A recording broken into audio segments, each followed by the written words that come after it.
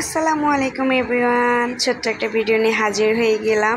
তো সেদিন বাসায় লেমন স্পঞ্জ কেক বানিয়েছিলাম, তো ওইটার একটা শর্টকাট ভিডিও আপনাদের সাথে শেয়ার করছি। তো আমার কেকের ব্যাটারটাই যে রেডি করে আমি ওভেনে দিয়ে দিচ্ছি। আর ওভেনটা আমি আগে 10 মিনিট ফ্রি হিট করে নিয়েছিলাম 160 ডিগ্রি সেলসিয়াসে। 10 মিনিট ফ্রি হিট করার পর কেকটাকে দিয়ে এখন আমি 25 মিনিটের জন্য বেক করে নিব। আমার পেজে কিন্তু অনেক ধরনের কেকের বেসিক যে রেসিপি সেগুলো আছে, কিভাবে কেক তৈরি করবেন A to Z, সো সেগুলো দেখে নিতে পারেন। এই দেখেন 25 মিনিট পর আমার কেকটা কত সুন্দর ফুলে গিয়েছে এবং কত সুন্দর একটা কালার আসছে। আর কেকটা এত সফট হয়েছে যা বলার বাইরে। আমি কেটে দেখাবো। তো এই থেকে আমি একটা পাইপিং জেল তৈরি করে নিব, মানে পাইপিং জেলও বলতে পারেন, আবার চকলেটও বলতে পারেন। সেটা ওভেনে দিয়েছি। আর এই দেখেন এইদিকে কেকটাকে আমি 3টি ভাগে স্লাইস করে কেটে নিয়েছি এবং উপরের স্কিনটা মানে দেখে তো বুঝতেই পারছেন কেকটা কত পরিমাণে সফট এবং স্পঞ্জি হয়েছে, একদম পারফেক্ট, একদম বেকারির মতো। সো এই কেকটা যদি বেসিক রেসিপিটা জান যে একদম বেসিক কিভাবে আপনারা এইভাবে স্পঞ্জ কেক তৈরি করবেন, তাহলে অবশ্যই কমেন্ট করে জানাবেন। নেক্সটে একদম কেকের পুরো ডিটেলস রেসিপিটা শেয়ার করে দিব।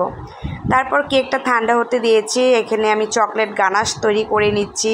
এখানে আমি হোয়াইট চকলেট এবং হুইপ ক্রিম হাফ কাপ পরিমাণের দিয়ে এখানে ডাবল বয়লিং করে চকলেট গানাশটা তৈরি করে নিচ্ছি।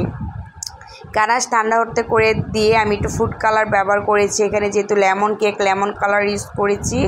আর কেকটাকে আমি ঠান্ডা করে সুগার সিরাপ দিয়ে হুইপ ক্রিম দিয়ে তারপর ভালো করে কোটিং করে তারপর আমি ফ্রিজে রেখে দিয়েছিলাম 30 মিনিটের জন্য।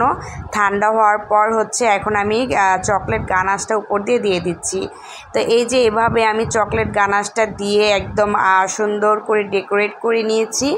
তারপর উপরে আমি আবার একটু হোয়াইট চকলেট মেল্ট করে এভাবে দিয়ে জাস্ট একটা কাঠি দিয়ে উপরে একটু ডিজাইন করে দিয়েছিলাম।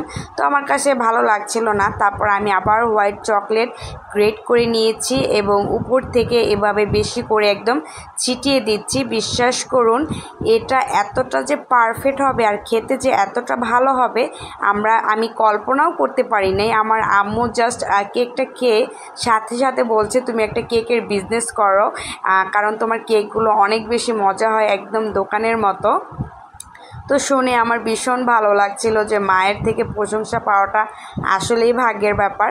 তো আমি দেখেন খুব সুন্দর করে চকলেটদের ডেকোরেশন করে নিয়েছি। আর মাশাআল্লাহ কেকটা দেখতে কত সুন্দর লাগছে, তাই না? অনেক কিউট লাগছে কিন্তু। আর কালারটাও দেখছেন কত সুন্দর হয়েছে। তো চলেন এখন কথা না বাড়ি আপনাদের সাথে একটু কেটে শেয়ার করি। তো আমি